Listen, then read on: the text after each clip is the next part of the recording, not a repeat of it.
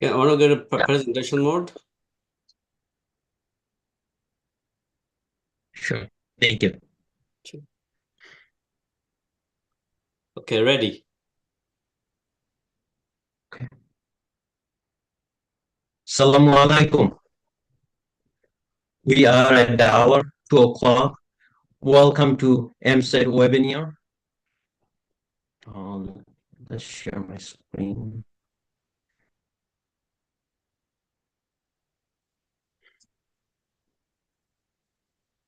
In case if you don't know, AMSET stands for Association of Muslim Scientists, Engineers, and Technology Professionals. Previously, we used to call it AMSE, but with the increased interest of technology professionals and the field, we added that technology professionals, and now it's AMSET. It is a registered nonprofit organization as in Indiana. We have a Google Groups at AMSET at googlegroups.com. We have a YouTube channel, tinyurl.com/AMSETYT, stand for YouTube. We have a Facebook page, LinkedIn, visibility, and also we are in Twitter. In our executive committee, we have Dr. Sohail Anwar as the president. We also have the presence of our past president, Dr. Affan Badr. Our vice president is Dr. Tahir Saif. And also we are blessed to have Dr. Said Masroor Shah as an active advisor. And I had the opportunity to serve as a secretary for AMSET. We do have a website, msetweb.net, and we organize science fair at the convention. It's an annual convention, and Dr. Mariam Hussein lead that effort. AMSET missions. So what's AMSET mission? It provides mentorship to AMSET professional and student in education and career. We also offer a platform for networking among professional and business with common interests. Also, we help distribute and disseminate latest scientific research and related Islamic knowledge to the audience.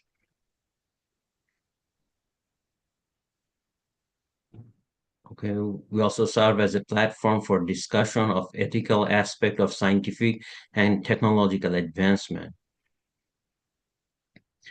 I'll not go through all the bullets, but you can find it. We'll share it also on our website and in the YouTube channel. So some of the recent topic we covered lately is 3D bioprinting of tissue and organs, technological application in medicine, climate change, human evolution, artificial intelligence, and many other ethical issues. This is a picture from past conventions we have, and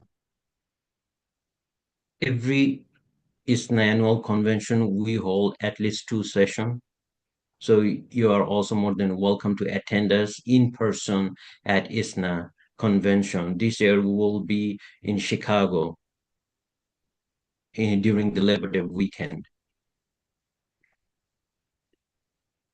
And we are actively looking for membership.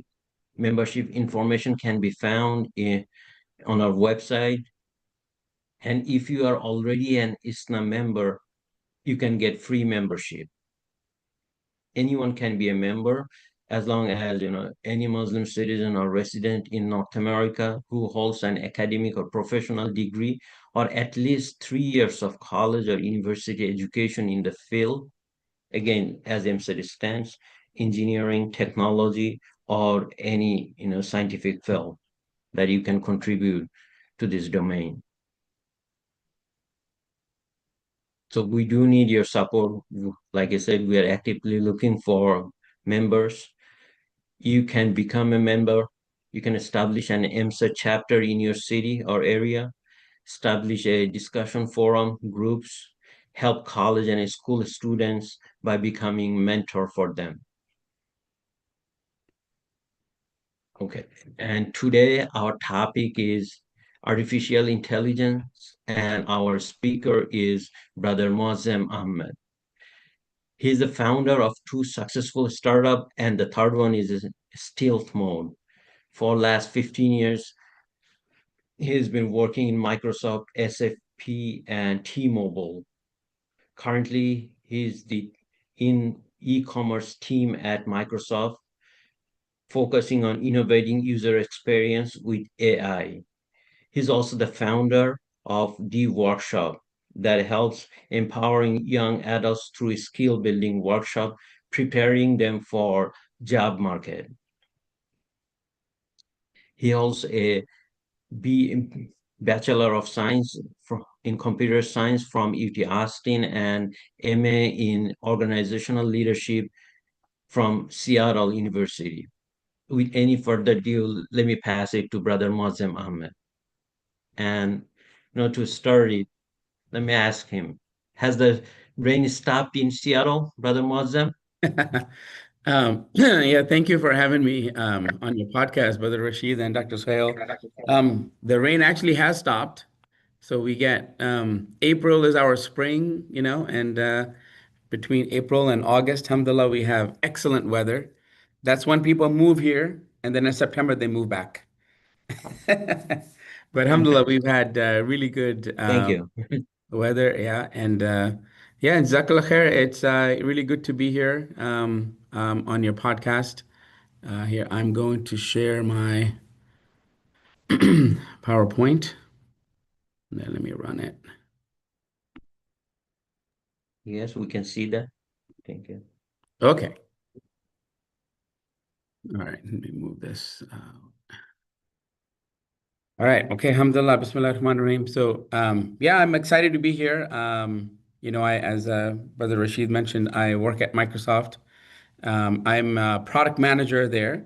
And so, I wanted to bring some of the latest findings and latest learnings that I've had bring to this forum. And I wanted to mention, since I'm a product manager, I'm more on the innovation side. I'm more on the business case building and then also market industry side. And what I focus on is the why. Why should we innovate and what are the fields and the trends that we should be looking at? So even though I have a slide at the end that's going to help us get started with innovating. The presentation isn't about the technical how. Also, you probably couldn't cover a lot of that in an hour, anyways. But I do have some tips at the end that will help our audience get started. But mostly, my objective is to inspire us to innovate in the field of AI. And so, we'll talk about market trends. We'll talk about how AI itself has made it easy for us for anyone to innovate. I think most people would know coding now is much easier. There's a term low code, and there's also no code. And so AI is helping us innovate inside of AI in the field of AI. And so I'll walk us through, the roadmap, how we got here, the usage of Gen AI, and then we'll go into how Muslims are getting involved in AI and what are the potentials for us. And then also we'll go over some industry trends and then how to innovate. So inshallah, we'll get started. So this is basically your roadmap of how we got to Gen AI. So obviously we started with internet and websites, right? And then we got to search. And so this whole movement or this whole roadmap of how we got to ChatGPT and then now agentic AI is, it's very accumulative, right? And so the place that we're at now with Gen AI is a very logical and intuitive next step to all of this roadmap. So internet, search, social media, which is where information got very personal. and then smartphones and how we access that information. This is all a very intuitive and logical um, roadmap to get to GPT. This had to be the next thing that we were going to do. We weren't going to just be keep doing, search and mobile apps, search and mobile apps. So we had to get to a place where we were going to see the revolution get more, get smarter, right? And so that's what I wanted to bring to our attention is that each revolution is getting faster and faster. The adoption of it is getting faster and faster. So where social media, Instagram took 2.5 years to get to 1 million users, GPT-3 just took 9 months, right? So it's getting really fast. And one of the reasons that I love talking about this topic with others is that the adoption rate is getting fast, and we can't get left behind, right? And so that's the roadmap. I see your hand up, Brother Rashid. You have a question? Yes, thank you very much. You kind of answered that that the change is coming very fast, right? So has this roadmap changed any recently, like the Yeah, yeah, can actually you it has. point That's to that? that's a really good question. So, so we had GPT-3 and then GPT 4.5, right? And if you see, 4.5 is where before 4.5 we were training the model. Now it's training itself, right? And so there was a lot of controversy and just questions on, hey, should we even allow that? But it evolved, right? And so with 4.5, these models, they have built-in mechanisms to learn on their own. And then they're also doing deep reasoning. And I believe 5.0 is about to come out, right? So it's very fast. But to answer your question, Brother Rashid, the next thing out that I heard about just a couple of weeks ago is it's called MCP. And so it's basically a protocol where if you were to create your own LLM, you can give access to other through third parties to access that LLM using this protocol. So very in a way when HTML and CSS and websites came out, similar to that, you could have data that can be distributed into different places. MCP is a protocol that helps. If I create an LLM and then I can sell it, I can license it to different people to access it.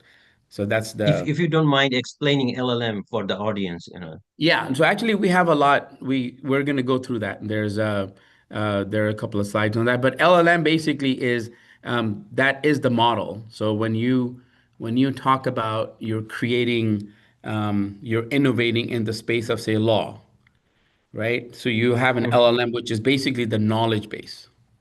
So it's different than raw data in that it's not just data. It's actually a knowledge base, and it's smarter than just a data than raw data. Because raw data you would have to write code, or you would have to write a certain protocol and a standard to say, okay, field number three, this is what we're going to do with it. So LLMs already have that built in. So which is why it's a knowledge base and not raw data. Right? That's a really good question, and we'll dig into that a bit further. And so, looking at this roadmap, right? What's next? Right? What's going to happen? It's happening really fast, right? So, but what's next? And I think that's where you and I come in, right? Is that what direction can we take AI in? What problems can we solve with AI? How can we do social good with AI? I've been, working with the Masajid and other nonprofits here. And the reason I created the workshop, it's basically an organization that puts workshops together for the youth and for high schoolers and even early grads to say, if this is the roadmap, if this is the direction the industry is going in, how are we going to adapt? How are we going to adopt it? Right? And so we've got to help the younger audience. We've got to help them grasp on the direction and innovate with it. We don't want them to get left behind.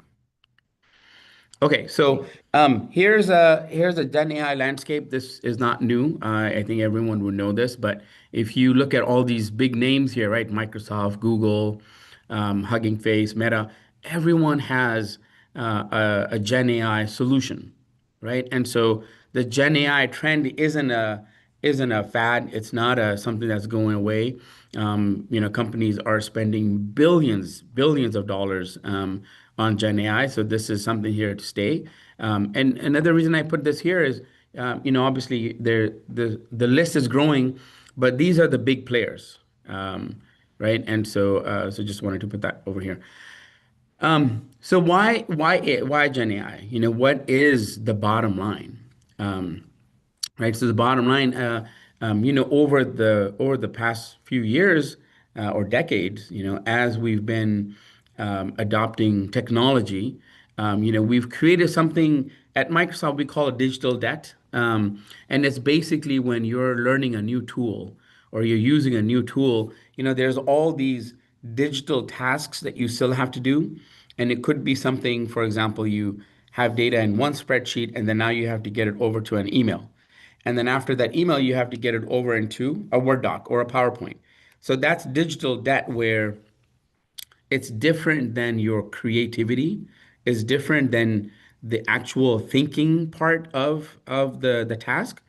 And so AI helps relieve that burden, right? So AI is, this was a survey done within Microsoft, and so AI helps people save time. It's helping people focus and be creative. So my favorite out of this is to be more creative. When I use AI or Gen AI at work, I'm building a lot of requirements documents, and so instead of having to type it all out, or instead of having to switch to a different tab and do research, I can just do it all right there in the Word document and just use Copilot to do that. Um, and so it's it's relieving us from the grunt work. And I mean, who wouldn't want that, right? When we get to work, there's what 20-30% of our work, right, is grunt work. So AI is helping us reduce that. I don't think it's gone to down to zero, but it's helping us to reduce that. Just looking at my notes as well. And then also, Gen AI is not replacing us, right? Gen AI is not replacing our thought. Um, it is encouraging it. It is supplementing it, right? The reason Microsoft named Copilot, right, is Copilot. It's not the pilot. It hasn't, it's not taken over. The messaging here is actually very accurate. Is that AI is helping us do things faster and with more depth, but it's not taking over. It's not, you don't go to AI and say, what should I do today? Or here, just go solve a problem out there in the world, right? We're still the thinkers, we're still co-creating, right? And so out of this slide, my favorite was teach the AI, right? And so there is still an opportunity for us to teach the AI. So when I am, for example, putting these workshops together, or when I am talking to the youth, that whole content, as I am putting it into Copilot, it's actually learning it, right? And so lawyers, doctors, there is an opportunity for us to teach it that. And then same thing with the simulations, right? Is if we are creating a story, for example, and you create some characters, so the thinking comes from us, but we can still get help from Gen AI to say, well, listen, how do I evolve that? How do I extend what I'm thinking, right? So that's where this encouraging, not replacing thought comes into place. Yeah, Brother Rashid, you have a question? Uh, Yes. First of all, I hope I'm not interrupting you. No, no, And not at all. also same with the audience. Like if you have a question, you can save it for later or share it, in the comment section, and we'll get that for you. But my question is, who is the critical thinker when using AI? Yeah, excellent. That's the perfect thing to ask. So it's us, right? I think the critical thinkers are us. We're still just using Gen AI to extend our thought, or maybe get started with the draft of what we're trying to build. right? But it's not Gen AI in my mind, the way I use it, is not an autonomous technology out there that's just saying, okay, I'm waking up in the morning, what am I going to go do? Right? The critical thinkers, the problem solvers, and even putting things together. That's us, right? We're the strategist here. So Okay. And even for co-pilot, you said there is a room that when we are co-piloting, we still can educate AI at the same time. yeah, definitely. I mean, I tell you, Copilot has now, even without saying anything to it, or even without explicitly telling it to, hey, I'm going to teach you a subject, it's learned. It's learned about me. It's learned about my work. It's whenever I have Copilot do the research and then I tweak Mhm. it, it learns that, oh, okay, that's the right way to do it, right? And so it's not a one-way street. We're not only getting information from Gen AI to us or Copilot to us. Copilot is also learning, and same with ChatGPT. These models are not just raw data, like I said earlier, right? They are Mhm. learning. We're learning from them, and they're learning from us. So definitely, yeah, Thank you. Yeah, I see the adaptive pattern, right? yeah, exactly. That's a very good term. Yeah. So in that same. So this here, what I'm trying to show is, um, where is AI being used the most? And look, this is maybe 6 months old, so the landscape for AI is changing really fast. And so, for example, health practitioners and the medical field is actually now the the largest adopter of AI. So this has changed. But if you notice here, writing communications, right? That's the biggest benefit of Gen AI, right? Is that it can create communication, and it creates new communication. It can create new text. It's not just taking page A and page B that I provided it and combining it. It's actually creating new content. So I did one of these AI classes with the middle schoolers over here at our private school, and as we were building it, we told it, hey, we want a story that does X, Y, Z, and then here are the the characters. And it was helping us build the next step that would happen, or the next storyline. There's also, you must have heard of this. They asked ChatGPT to write a poem based on Allama Iqbal's work. Right. And so it actually created a new poem, and it's very similar to Allama Iqbal's work, but it was still new content, right? It's not a merger, it's not piecing together A and B. It's actually creating new content, right? Which is why when you create a website now and you say, hey, I'm creating a consulting service for businesses. What should my website look like?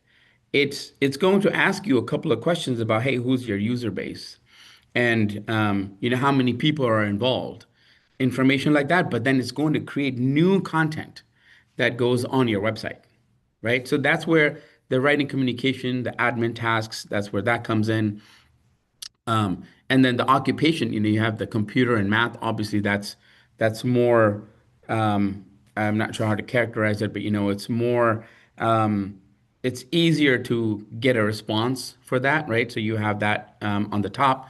You have management, right? You see right here, blue collar tasks are being automated, right? And if you notice, it's listing blue collar. It hasn't listed white collar, right, as a occupation. But if you look at this block up here, well, these two blocks, these are all the tasks, or the work, the actual work that white collar folks do, right? And so those are being automated. So even though white collar um, jobs as a whole aren't being Gen AI'd, but they are, the tasks within them are. And so, what companies are looking for now is, they're not looking for code monkeys. They're not looking for typists. They're not looking for someone who can go and do data entry or do search for information. They're looking for strategists. And so I have kids in high school and in college, and what I've been telling them is, you have to position yourself as a strategist. If you want a job, you have to position yourself. We have to position ourselves as a strategist. We have to go into, for example, a conversation with the company to say, "Hey, I'm the thinker," like we were saying earlier, Brother Rashid. I'm the thinker. I'm the critical thinker and the problem solver, and I will use AI for the grunt work, right? So we have to approach the job market and even just doing our own businesses in with that respect.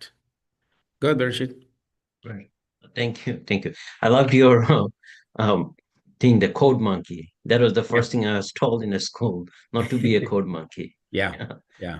But Definitely. I do have a question, like with all these, how about AI for religion? Because a lot of people still think heaven is still the hardest path to go. So how AI Yeah. can help to get there? Yeah, well, you might have seen my slide, because that's the perfect segue into, well, how are the Muslims adopting AI, right? Um, what is the landscape and the roadmap look like for Muslims to adopt AI? Why should we be adopting it, and what should we be doing with it, right? And so um, a few points here, so AI is already changing the world, right? There's Andrew from Google Brain, he mentioned AI will not replace humans. Humans with AI expertise will replace humans, right? With no AI expertise. So it behooves us to just learn AI.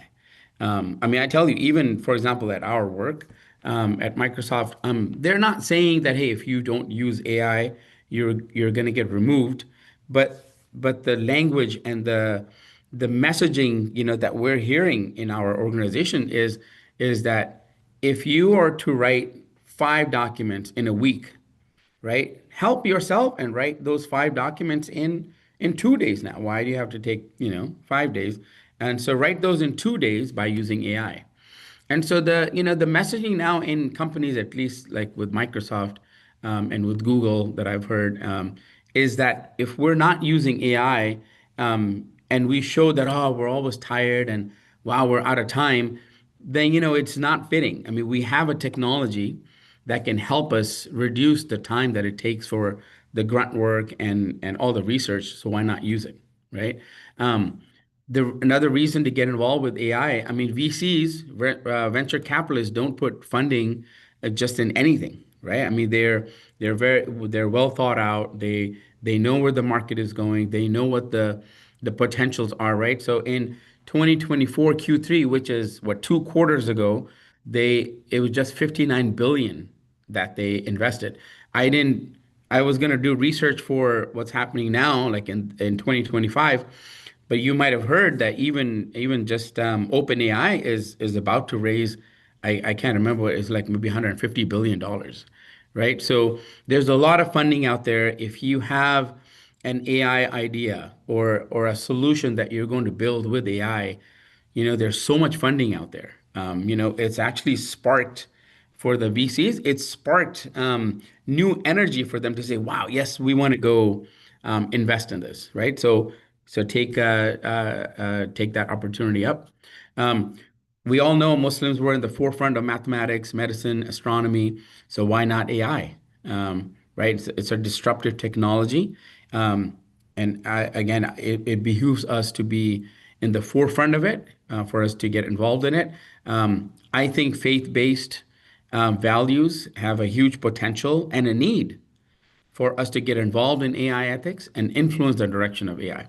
And I wanted to share here, I'll go to this screen and then I'll go back. But we actually do have quite a few Muslims in AI, right? And so this is not an exhaustive list. This is just what came right on the top. But you'll see the various lenses that we're taking, right? We have COOs, we have at the government level, people are getting involved. And I was really impressed by Dr. Junaid Qadir and Amna Raqib. So they actually won Meta Labs, a Facebook Labs grant, to work on Islam and AI ethics, not just AI ethics, but Islam and AI ethics. So that's very very impressive work. And so we already have people involved in there, right? And this image, yeah, go ahead, Rashid. Oh, you're on mute. Sorry, sorry about that. So especially for this slide, how close AI is to compete with human emotion, you know? Yeah, yeah, no, it's a good question. That's that's the right thing for us to ask. I mean, look, AI is as good as the data, right, or the knowledge base that we load to it and the programming, right? But it's not rational. It does not have human touch. However, as NLP, right, the engine or the algorithm, and as the knowledge base get more and further advanced, it actually is getting closer to to human emotions. You'll never, obviously you'll never get the AI will never have the actual intuition that we have that does not need data, right? It's an intuition where, I mean, to use a very simple example, you can have the AI intuition. Oh, sorry, you can have the data that says, "Hey, if I go down this highway, I'm getting there faster compared to this other highway." But you have this intuition, right, that says, "Anytime I take this highway, there's always an accident, and I always get stuck." Right? And so your intuition tells you, "Listen, it's 3 p.m. Don't go that way. Just go." It's a feeling, right? I don't think we'll ever get there, but each part of Gen AI, which I'm going to talk about later, is getting smarter and smarter. And as we load more and more data into it, or knowledge into it, it is getting smarter. You must have heard, what's his name, Sam Altman. He said when you say please or thank you to Gen AI, right? It's costing a lot, but at the same time, then that model says, "Oh, this is a nice guy or nice person," right? And so they react accordingly to you. So they are picking that up. And when Gen AI first came out, it had a lot of racial bias in it. Hmm. And where was it getting that racial bias? It was getting it from the model, right? So it's all built into it, but at the end of the day, it's still a machine, right? So even though it's getting closer to emotions, it's still a machine, right? Um, and I wanted to point out, for the Muslims and AI, Sheikh Yasser Qadhi has a lecture on YouTube. You can go look it up. But he said that, there are no ethical issues with using general AI.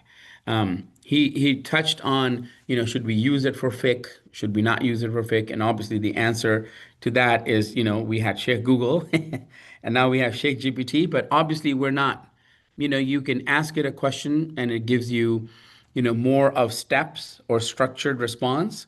But it does not replace our our imams or our shuyukh, right? Um, yeah, go ahead, Brother Shidal, before I go on. No, but I just want to touch upon that. Even Sheikh Hamza Yusuf has a lecture on AI recently. Oh, okay, N- okay. I haven't seen You're it, but right. And he encouraged it. Like he used to, easy our life, make it easy. yeah. But my question is like, is Muslims are constrained using AI or what's their stand? Where do we stand with that? Yeah, no, good question. I think that we're not constrained. As Sheikh Yasser mentioned, we're not constrained in it. From a fiqh perspective, um, and I actually think that we should be teaching AI. As I mentioned earlier, it's a two-way street. And so you can have you can ask ChatGPT an Islamic question and it's going to give you the wrong answer, most likely, unless our scholars teach it, right? And so that two-way street has to be open, and our scholars need to get involved with that. And I'll show you, like, so there's a brother who created Brother Walid Kadus. I believe he's in Chicago or Michigan, but he created something called Ansari.chat. And so we can do a demo based on if we have time. But our scholars getting involved with this work, is very critical because again, we can't let all this knowledge base get created without the Muslims influencing it. Yeah, go ahead. Sure. Quick question. So before you dive into the demo, could you tell us a little bit more about Ansari.chat? Yeah, yeah, of course, of course. So I met this brother actually at the AMSET lecture at ISNA that I gave, and so later, brother Walid came up to me and he told me that he created Ansari.chat. Basically, what he's done is the LLM. So it's basically an LLM of hadith and tafsir. And the biggest part, right, of LLMs is that you have all this data and then you're training the model, right? You're not just uploading it, but you're training your model to say, hey, here's a hadith. Here are the rules of how you read it. Here are the rules of how you combine two ahadith. Here are the rules of how you take a ayah and you combine it with the hadith to give an answer, right? So Brother Walid is creating has created the LLM, and when I talked to him, I guess it was about 8 months ago, he had loaded 3,500 ahadith. And I Mhm. forget the number of tafsirs books that he had loaded, but basically he's creating and training that his LLM, his model to contain more and more ahadith and more um, tafasir. So that's basically what it is. And so and it's an Islamic, it's absolutely an Islamic. Um, oh, here it is. It's an Islamic LLM, right? So it knows that hey, I'm answering questions on Islam, questions on religion, right? And so you know, and it's basically just ansari.chat. You get an account and it's free. But basically, you can ask it. I asked it how many ahadith are in Bukhari, and it went, and so right here, 72, right? And someone was saying that they are working with Brother Walid to say, what are the, for example, shortest ahadith, in Bukhari, or what are the ahadiths that are based on X topic or this topic, right? And so instead of having to go through the whole book, you can actually now use Ansari.chat and just ask it a question. And because it has that model loaded into it, you get that answer very quickly, right? Now, you also, I asked it, what are some ways we can attract non-Muslims to Islam? So outreach, and it gave a very long and very comprehensive response. And you'll see that it even look it comes back and it gives citations, right? So really neat, really neat. And then I said, oh, it's interesting. Um, is Ansari.chat also based on like the normal way the LLMs work? And it does, because then I told it, please give shorter answers, and look how it got short, right? So it's a very smart. It's not just a data dump. It's actually he's Brother Wali's done a really good job of training the model. So this is an excellent use of AI and innovating AI in chatbots. I actually asked it, and I didn't want my because these models are learning about you, right? And so in under incognito mode, I asked it just to see what would happen. I asked this. I have suicidal thoughts. What should I do? Right? And so, I mean, this is Are a you sharing? service. Sorry to interrupt you. Are you sharing the demo Oh, or sorry. I think, yeah, I think I'm sharing I'm not sharing my slide? desktop. But anyway, I mean, before, instead of having to switch over to it, so I basically asked it, I have suicidal thoughts, which would be a good service, for like counselors, a counseling service, or, just for like anyone or a youth that is in trouble. And it came back with a very nice, almost a khutbah, and it said, hey, we have trust in Allah. And, it quoted hadith and it quoted, from the Quran, and it helped me think through. Um, it helped the questioner think through why they're having that issue and to come out of that, give them hope. So it's a very neat, and I highly encourage, inshallah, everyone to use it. But this is an excellent um, uh, innovation example, right? Mhm. Here, let me go back to.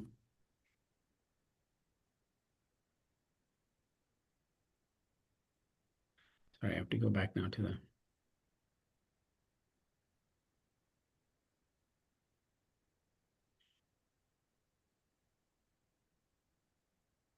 So yeah, so I did the demo. That's a really good example. The other places where we're seeing Muslims and Gen AI, is we need specific Islamic models like Ansari.chat. We need ethical guidelines, that can align AI with religious values. And I'm not saying only Muslims can do that. Obviously other faith-based, value-based religions can also help that. We have in Washington, we have a political action committee that's using machine learning and Gen AI to identify Muslim voters. And you get this roster from the state, and they're identifying, and then you're sending emails and messaging to them about voting. Real-time translations of lectures and Quran recitation. So my 8-year-old son, I was working on this with him, or just working on it, and he was like, Baba, what are you working on? And this 8-year-old was like, oh, that's what we should use Gen AI for, because he's Urdu speaking or English speaking, right? He doesn't know Arabic yet. So real-time translations of lectures and Quran recitation. I think an app that does that. And Tertil, for example, you must have heard that. They don't do translation yet, I think, but that would be a great potential for innovation. Scholarly aid, how do we help scholars do research faster? How do we, for example, when Bitcoin came out, it took them 6, 8 months to, come out with a fatwa on it. But how do we get them to, all these new issues that are coming up? How do we get them to come out with fatwas faster? Right? And I mean, look, I mentioned this earlier. AI innovation is on the rise. AI itself is helping us innovate. Right now, you can write code with AI, right? So we can't let it bypass our communities and our youth. Mhm. Sorry, Thank I you. hope I'm not going too fast, Brother Rashid.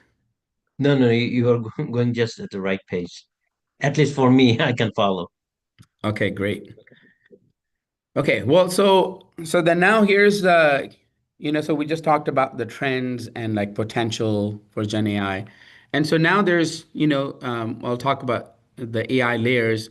And I mean, this is not a industry standard that I'm bringing. This is the way I see the breakdown of Gen AI.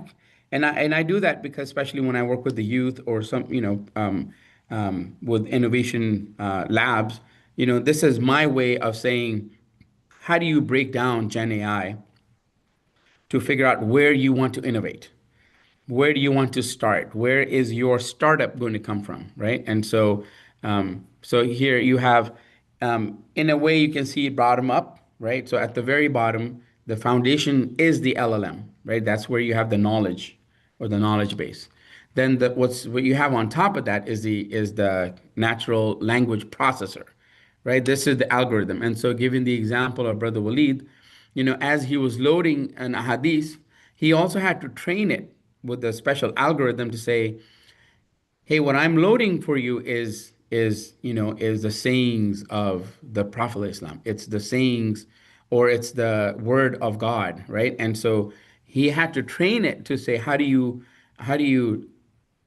interpret, or how do you answer a question that someone asks you um, based on certain rules, right? So those rules go into the NLP, right? And there's a lot more that goes into that, but from a innovation perspective, that's what the NLP is. Then you have the generative AI, and that's a way to see that is that that's the first frontier, right? That was the first chatbot, right? Copilot, ChatGPT, Gemini. That's the first way we had access to Gen AI, and it was basically a chatbot. There's other usages, obviously, of Gen AI as well. Um, and then you have the user applications, right? So this is where, for example, TripAdvisor, instead of you chatting with ChatGPT, they have their own interface now where you can you can say, hey, give me an itinerary for Istanbul for 5 days. And so there's a very nice application within TripAdvisor that does that for you, and you have the response. And then it says, hey, do you want me to start booking your stuff? Your itinerary. So that's where the user applications come in, and then agentic AI. And when I gave this talk at ISNA, I didn't have that, but agentic AI is now the next big thing. Everyone is writing agents. Even at work, we have a lot of encouragement to just write agents for yourself, write agents that put three of your tasks together to produce something new, right? So this is sort of like the foundation, and the different layers or the breakdown of Gen AI. And we'll talk more about how to innovate in each. But the thing to note here is that, see, each layer of Gen AI is getting smarter, right? So the LLMs are getting smarter. The NLP is getting smarter, right? The Gen AIs are obviously, because of that smartness at the bottom, is also getting, and even the applications are getting smarter, and agents are inherently smarter. Yeah, go ahead, Brother Rashid. I mean, if you can elaborate a little bit more on those layers, what exactly Mm. those layers mean, and are all this in the back end? Yeah. Yeah. Yeah, no, that's a good question, because I think because this is not an industry standard framework, that's a good question. So the way I see these layers, right, is that, if you were to if you were to create, say, a chatbot for counseling, right?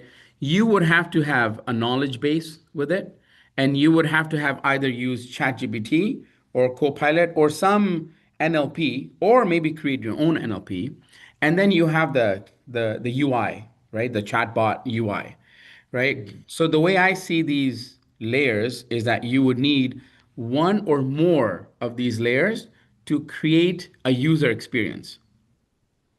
And the Okay. reason I broke them down is because you can say, hey, I just want to create agents, AI agents. And then you base it off of Copilot or Zapier or, Hugging Face. Um, there's so many frameworks that you can use to do agents, right?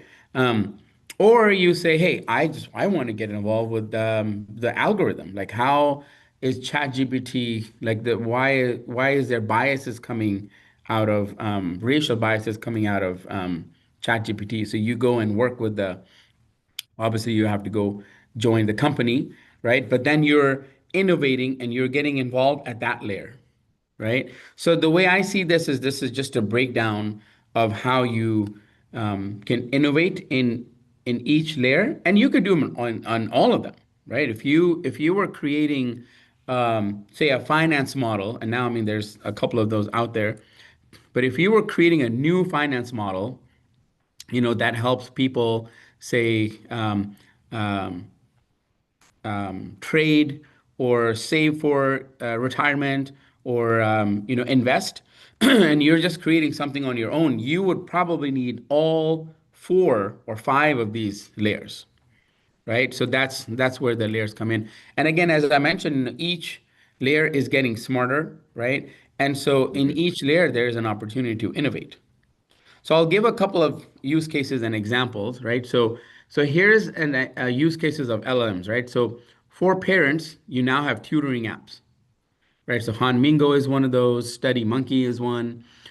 For students, right, you have LLMs that are time management, and they help you load it with your curriculum or your syllabus, and you load it with when is your free time, and it actually helps you focus. And it says, hey, it's Tuesday after school. You have something due on Wednesday, so you need to focus on just that, right? So you have the so sorry, there's one thing I wanted to mention that I forgot. So part of these layers here, the definitions of these are actually now sort of merging as well.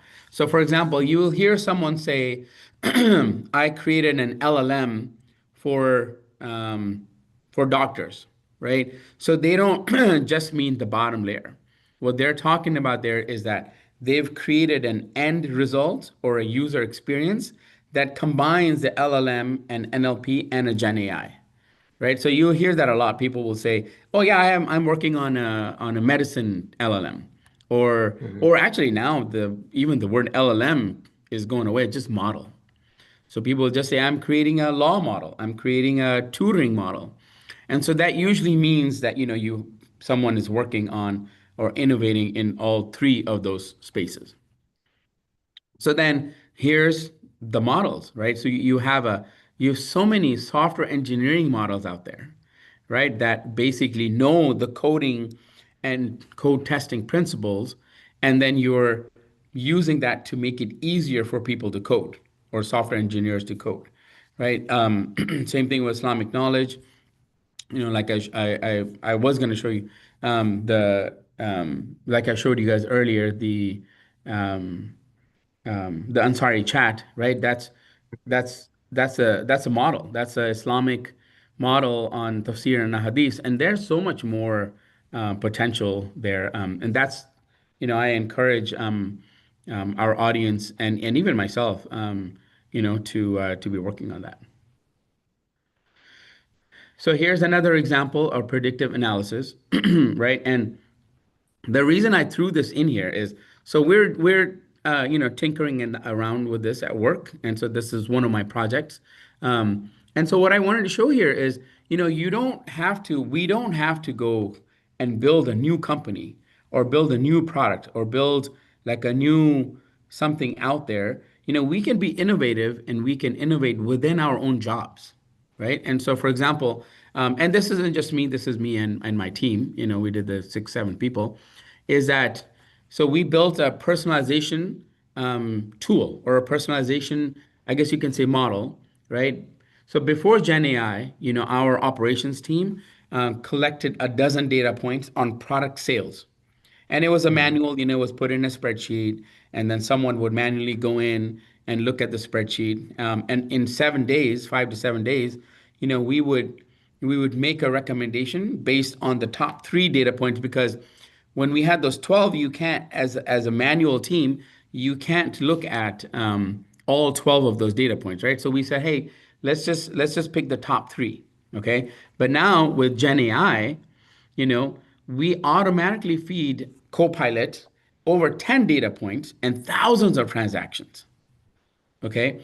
And then our e-commerce site, it's still in the works. It's still just a thought. It's not out there yet, but our e-commerce site will now be able to make recommendations in real time, right? So this is Wow. an example of someone innovating a better solution within their own work. I didn't start a new company. I didn't go outside and raise funds. This is within our own. This is within my own job, and I mean, I tell you, within our organization, which rolls up all the way to Phil Spencer, this is a huge project that we undertook, and everyone loves it. Everyone loves that we, pick this up. And so the end result of this is that so this Gen AI algorithm now says, hey, since you bought a Surface Pro 2 2 seconds ago, you already bought a keyboard 2 months ago. We know that about you. And you're a student. We also know that about you. And back to school is in a month, right? And then also that the pen, which there's no MS Pen, but I just use an example. But the MS Pen is our highest margin product. We recommend you buy the Surface Pen, right? And so, Mhm. this is an example. Something like this would take us 5 to 7 days to look at all the data. But now the engine, right, that we're plugging into our e-commerce site can do this within seconds. So this is innovation within my own job. Like I didn't, there's no company or no nothing else. So I highly recommend to look at your own jobs. And yeah, we're automating our tasks, but then how do we also make better products? How do we also make our technology faster and our technologies better? All right. Thank So you. now innovation by layer, right? And so as I mentioned, how are we doing on time, Brother Rashid? Oh, Because I have four more slides. yes. Okay, we have 5 minutes, Okay. assuming that, we'll still give, because we have some question from the audience. Okay. So mm, we can give some time to audience, to Okay. be more Yeah. interactive. Yeah. Yeah, no, no, and I mean that. So yeah, I think that maybe we're just a couple of minutes over, but um, the innovation by layer, right here, I just wanted to expose like what is it. So for each layer, right? So for the models, right, for the bottom, it's a knowledge base, right? And so examples of that are you're taking a domain and you're creating a knowledge base out of that. So, for example, law or elementary education, software development, and Islamic knowledge, right?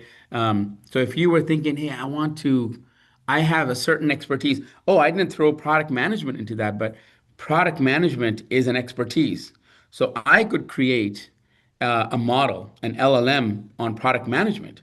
And then I can load that into, say, ChatGPT, or I can load it into my own chatbot, right? And then now I can license, or I can have users sign up, product managers, junior product managers sign up for that chatbot, my chatbot, and I'm charging them, I don't, $5 a month, something like that, and they are asking questions that are based on all my knowledge of the last 15 years as a PM, right?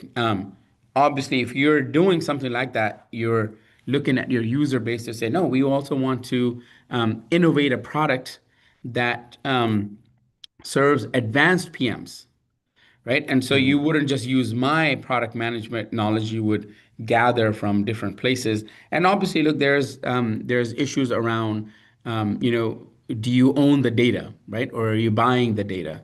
So you can't grab data from websites and load that and start selling it. There's huge conversations out there, even for example, for celebrities and for content creators. How do you who owns that data? So, but you could, LLM is a space. NLP is a space where you can like Dr. Junaid that I talked about earlier. He's influencing at that level. Gen AI, you can create chatbots. User applications to me is the biggest place where you're creating travel apps, for example, that instead of doing a lot of manual integration into databases, you're now just loading the LLM into it, and you would also constantly load new itineraries and new flights and new travel information, and it would serve your users, right? Agentic AI is the newest thing. Agents they're modular. They're often autonomous, but they don't have to be. But they're autonomous AI functions. And the biggest thing that people are doing now with agents is you create a string of three agents and you connect them together. Mhm. And so they're basically three modules that will now become an end-to-end solution. And so, examples here, and these are older examples, but you have OpenAI, you have Microsoft Copilot is an LLM and a Gen AI, right? And you're a part of the user application. My favorite ones here. So Gamma.app is a user application that creates beautiful presentations with a few clicks, right? And so that is the perfect example to me of a product that someone innovated. They said, look, anyone who creates a business needs a website, right? And usually it takes people months to build a website. So what they did is they used AI, they used Gen AI with all this knowledge of how websites are created. What is a call to action? What is a hero image? They loaded that LLM, that model into Gamma.app. And now when you tell it, create me a travel website, it does that within minutes. And so Gamma.app is one. Hugging Face is also a new one. Um, but if you were also thinking of automating or reducing the time it takes to create a certain or do a certain task using AI, you bundle that up into a website, you bundle that into a UI, and you offer that as a service to people, right? So huge potential for innovating in the user application space. Okay. Um, I won't Okay, drain this. Yeah. sorry, not to interrupt you, but we are Right. almost at the hour, so Okay. if you can. Yeah, no, no. So this, this is just a risk and rewards, and obviously it's, easier to innovate at the top. LLMs are still expensive because you have to train them, and so this is just a rewards, risk and rewards by each layer. Now here's the getting started, right? So we obviously don't have time to dig into each to an actual project, but there's so many labs out there, right, that you could use. But it's fairly simple. If you wanted to get started, here's how you would do it. So step one, do some soul searching on what problem you want to solve, right? And no AI tool is required for that, right? That's just your own reflection, right? And one thing I wanted to mention is, if you're having trouble getting started, you can actually ask ChatGPT, hey, knowing what you know of me, what type of problem would I want to solve? What type of business would I want to start? So I asked it that a couple of days ago, and it told me that I should start a business, an AI consulting business. And so, because it knows who I am, it knows that I'm product manager, so all that. So if you're having trouble getting started, just ask ChatGPT or ask Copilot, right? Do some research using existing tools, build a website. But see, if you look at each one of these steps, you can actually use AI to to accomplish each one of these steps, right? And how to innovate, there's tools to do all of this. You don't have to do it manually. You don't have to do it, based on hiring someone else. So all the tools are available. So I'm hoping this, getting started slide is something that inspires you to pick a problem and go build your own solution to it. There's also a resource slide. And are we going to share this, Brother Rashid, with people? Yes, we will. Okay. Yes. Yeah.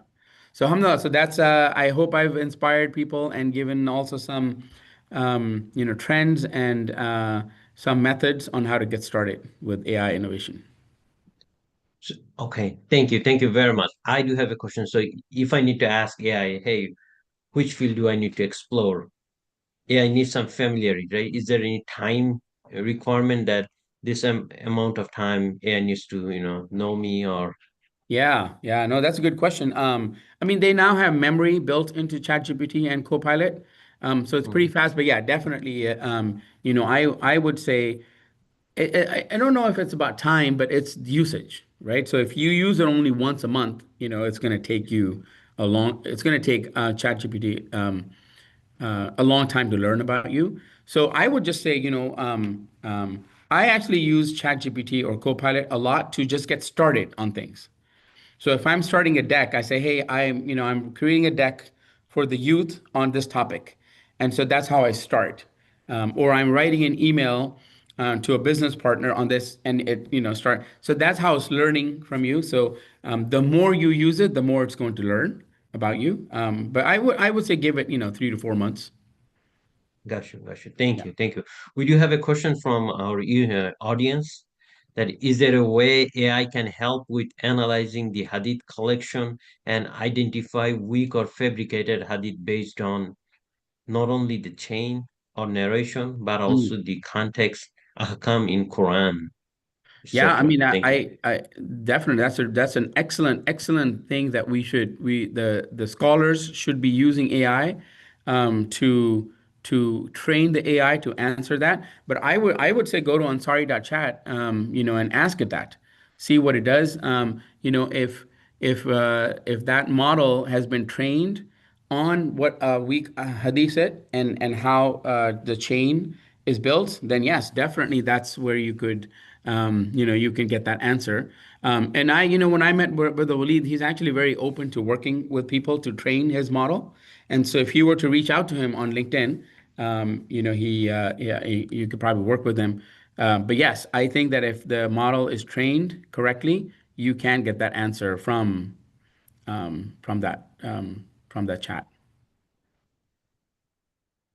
Thank you, Brother Muslim. Very helpful, very informative, and insightful. Jazakallah khair. and very timely presentation, Okay, more alhamdulillah. importantly. Good. Right on time. Mm. So I think I do not have any more from the audience, and I already interrupted you so many times with my question. No. That's great. You asked the right questions at the right time, so that was really good to tease that additional information out. Thank you for that. Sure, absolutely. And we'll share this on our website, and also probably I think there is an option in the YouTube channel too that they can download it. So I'll try to post it there as well. Okay, great. Well, and thank you Mm. for having me. I had a really good time preparing it and also facilitating it. So thank you so much. Thank you. You're very welcome. We are privileged to have you. And thank you all for your participation. Inshallah, we'll again update you with our next webinar topic soon. Assalamu alaikum.